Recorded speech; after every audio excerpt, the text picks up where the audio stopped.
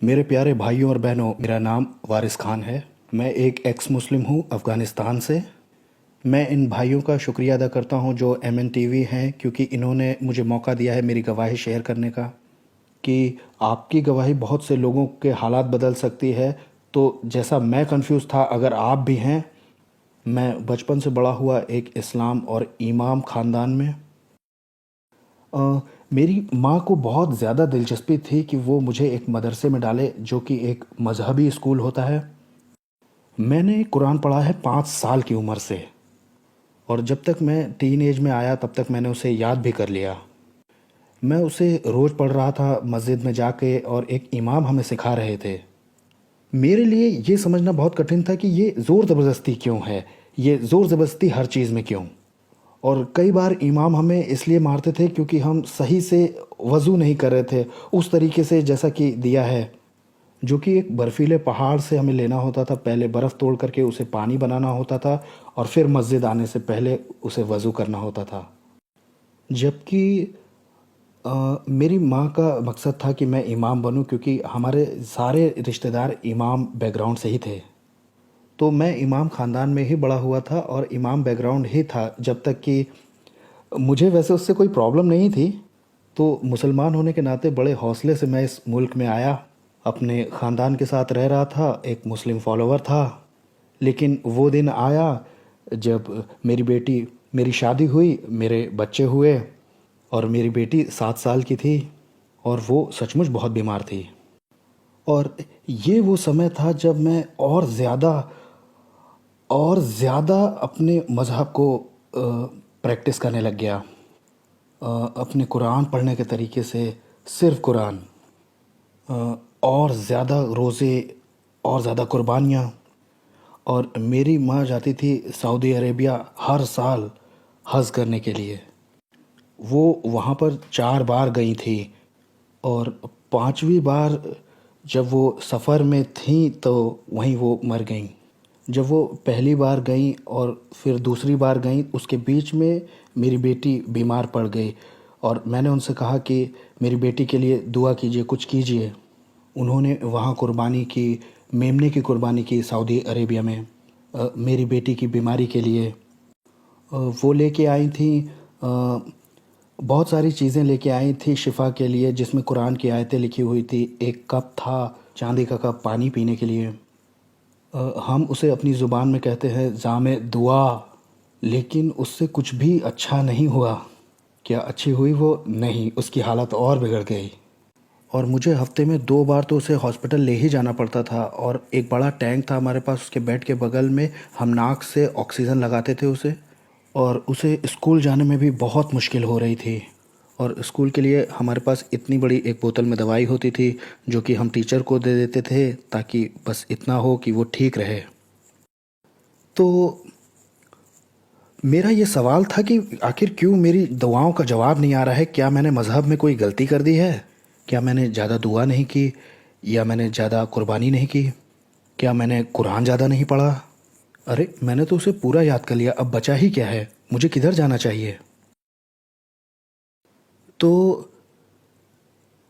एक बार जब मेरी माँ को अगले साल के लिए जाना था, और इस बार मैंने अपनी माँ से कहा कि इस बार आप सही में सच ढूंढ के आना, और मेरी बेटी के लिए दुआ करना कि वो ठीक हो जाए। और मेरी माँ ने मुझसे कहा कि ठीक है, जब मेरा जाने का समय आएगा तो मैं तुम्हें बताऊंगी। मुझे एक ख्वाब आया, बहुत बुरा ख्वाब आया।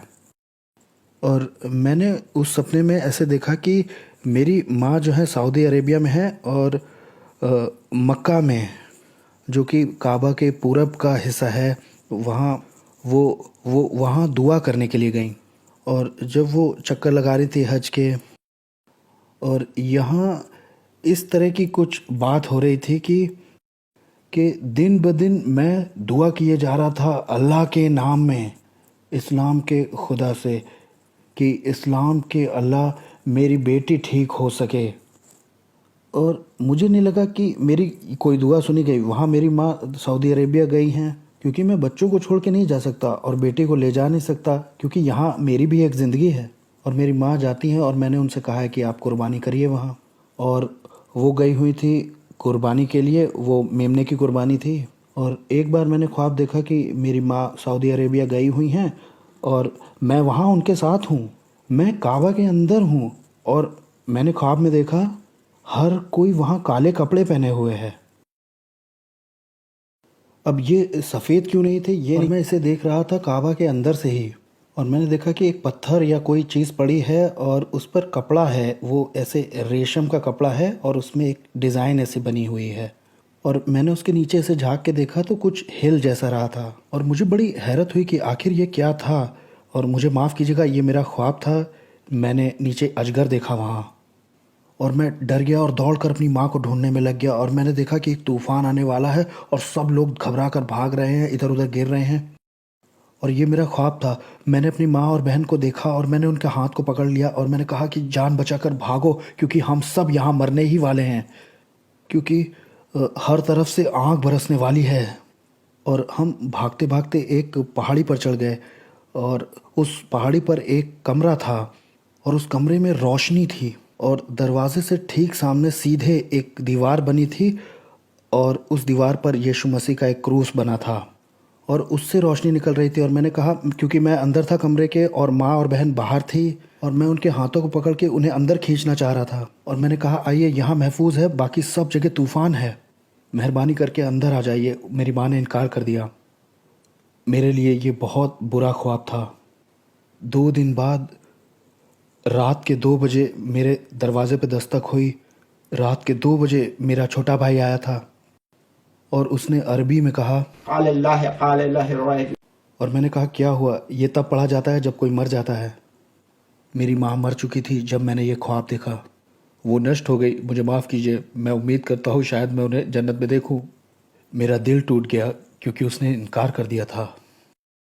और उसके बाद मैं बहुत से जज्बातों से गुज़रा हूँ कि कैसे मैंने अपनी माँ को खोया है, क्यों मेरी दुआएं सुनी नहीं गई, क्या मैं कर रहा हूँ। और ये वो घड़ी थी जब पर्शियन चर्च के एक पास्टर आए मेरे कारोबार के समय में और उन्होंने मुझे बाइबल दी। ये मेरे शेल्फ पे ही रखी रही। मैं सिर्फ अपनी माँ के बारे में ही सोच रहा था और जो कुछ हुआ था, और कुछ ऐसा था जो मुझसे कह रहा था, जाओ इस किताब को पढ़ो जाके। और मैंने ऐसा महसूस किया और फिर मैंने उस किताब को पढ़ा। और जब मैंने इस किताब को पढ़ा तो ये मेरे लिए एक लव लेटर बन गया, क्योंकि ये बिल्कुल ही उल्टा था वो जो मैंने मदरसे में पढ़ा था कुरान में बचपन में अपने, बिल्कुल ही अलग। और इसमें कोई ज़ोर नहीं था, इसमें किसी ने मेरे साथ कोई ज़बरदस्ती नहीं की, ये मेरी खुद की इच्छा से हुआ। और मैंने इसे थाम लिया और फिर मैंने इसे रखा और साथ में मैंने कुरान भी रखी बराबर में। और फिर मैंने दुआ में मुंह के बल गिर करके पूछा, ऐ खुदा, मेरी ज़िंदगी में पता नहीं क्या हो रहा है, मैंने अपनी माँ को खो दिया है, मेरी बेटी बीमार है और मैं वो सब कुछ कर रहा हूँ जिससे वो शिफा पा जाए। और डॉक्टर ऐसे कहते हैं, और यहाँ अब मेरी माँ भी मर चुकी है, अब मैं ये कैसे करूँगा? और अब मेरी बेटी, और ये मेरी क्या ज़िंदगी है? मेरी मदद करो, मुझे सच दिखाओ, सच क्या है? मेरा एक हाथ बाइबल पर था, एक हाथ कुरान पर भी था और ये हाथ गर्म होने लग गया और मुझे लगा कि किसी का हाथ मेरे हाथ पर रखा हुआ है। तो मैंने इसको थाम लिया पूरी इज्जत के साथ और मैं इसे लाया और इसे पढ़ा और रात के 2 बज गए थे। और ऐसा हुआ कि मैं अपनी ज़िंदगी में दिन ब दिन और खुश होता चला गया। और फिर मेरी बेटी भी ठीक हो गई और वो कभी दोबारा बीमार नहीं पड़ी। और फिर मैं चर्च जाने लग गया और अब मैं फ्री हूँ यीशु के नाम में। और मैं खुदा का शुक्रिया अदा करता हूँ कि अब मैं एक नई ज़िंदगी में आ गया हूँ और मेरी बेटी दोबारा कभी बीमार नहीं पड़ी, वो चंगी हो गई। और मैं यीशु की खिदमत करता हूँ अपनी गवाही से। और मैं ये भी दुआ करता हूँ कि जिसने भी मेरी गवाही सुनी है वो इस फैसले पे आए कि वो मसीह के वचन को पढ़े जो कि ज़िंदगी बदलता है। शुक्रिया भाइयों और बहनों, आपने समय निकाल के मेरी गवाही को सुना। अशहदु अन ला इलाहा इल्लल्लाह व अशहदु अन्ना यसू अल मसीह इंदल्लाह।